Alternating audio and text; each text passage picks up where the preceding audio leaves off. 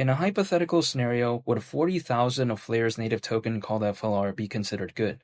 Now, even though nothing I say is financial advice, and even though I cannot speak on anyone's behalf, my outlook on that situation is that I wouldn't find that too disappointing personally, but this is just my outlook. Now, why would I think that way? It's because if, let's say, FLR went to the price of 25 cents, at that point, 40,000 FLR would hypothetically be worth 10 grand because 40,000 times 25 cents, 10,000. However, my outlook is this. When some people may think, hey, who cares about 10 grand and all this type of stuff? Well, first of all, if let's say I saved 50% of that, so 5 grand, right? And let's say for whatever reason I use that for the next cycle, and in a make-believe scenario that 5 grand does a 10x, and that becomes 50 grand, again, assuming this is the next cycle. If that were to happen, sometimes people might say again, okay, why would you care about that? Well, a lot of my friends out there, despite earning like 100 grand, 150, even in some cases 200 plus or something, like because a lot of them that I see, their expenses are really like a lot, it doesn't make it that easy to save 50 grand in some cases that I see, right? Because some of my friends out there, very expensive car payments, constantly spending on depreciating assets, constantly eating out, constantly traveling. So then if we kind of consider, despite the high amount of income, the expenses just makes it so that it's not really that easy to save like quite a significant amount. So then when I take a look at 50 grand, a lot of people that I know, it doesn't seem that easy to even have that in like a savings, let alone like a portfolio. But this is just from what I've noticed from my friends, right? So when I take a look at maybe that idea, I wouldn't find that disappointing. But even besides that point, when I take a look at, the idea of 25 cents, around 11x from here, and market cap at that point, considering current circulating supply would be around 18.5 billion.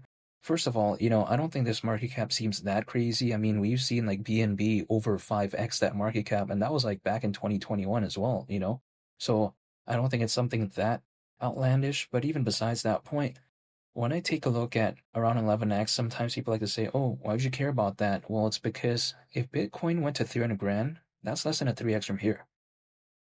Now, the way I take a look at it is that doesn't really excite me, but this is just my point of view. What do I think makes the fundamentals of Flare pretty cool and interesting to me? It's because Flare is the blockchain for data.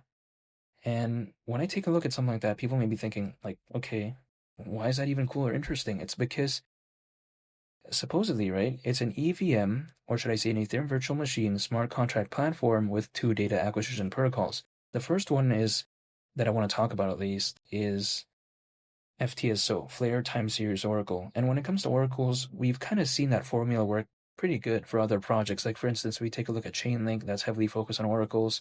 You've seen how well that did historically speaking, but let me explain real quick why when it comes to FTSO, again, Flare Time Series Oracle, the native oracle for Flare, why I think that is a pretty cool and interesting aspect. It's because an oracle, it's basically a data feed that brings data from off the chain, so off-chain data, right? And then it brings that data over into the blockchain. The reason is this basically, the way you take a look at it, helps decentralized applications function properly, because without that off-chain data, a lot of decentralized applications, they wouldn't really be able to function properly. So that's like a pretty cool and unique thing, I think, in my opinion. I think it's very crucial, actually. And when I take a look at FTSO, I think it's pretty interesting. And now that I've, talked about that, I do want to talk about the data connector. Now, the data connector is for trustless data proofs, and this enables information from other blockchains and the internet to be used on Flare. So overall, when I take a look at, something like Flare, I think it is pretty cool and interesting to me. Also, I take a look at how historically giants like Anchor and Google Cloud, in the Flare ecosystem, I just like the whole vibe overall when it comes to Flare. And the way I take a look at when people say, okay, what is the timeline and all this type of stuff to see maybe FLR do something? Because FLR, despite having a pretty okay recovery, right?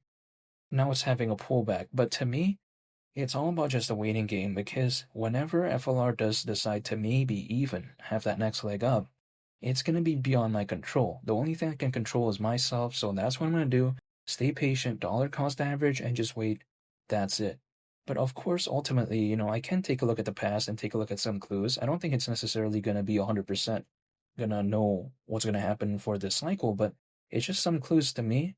Historically, altcoins usually, as a worst case scenario, peak around a year and a half after a Bitcoin halving event. If we consider how the last Bitcoin halving event happened in April of last year, a year and a half on top of that is October this year. Again, I don't think it's necessarily going to be 100% like that. But to me, again, it's not about finding the perfect, moment for me. It's just preparing for a moment. So whether it happens at that point or maybe even November, December, it's going to be beyond my control, but I'm just going to stay patient and just prepare in an event where maybe it does that, but only time will tell. However, again, in the grand scheme of things, all I can do is just wait. And feel free to subscribe if you enjoyed this video. Greatly appreciate it. It's been Lee the Captain, and I'll catch y'all on the next one. I'm out. Peace. Bye.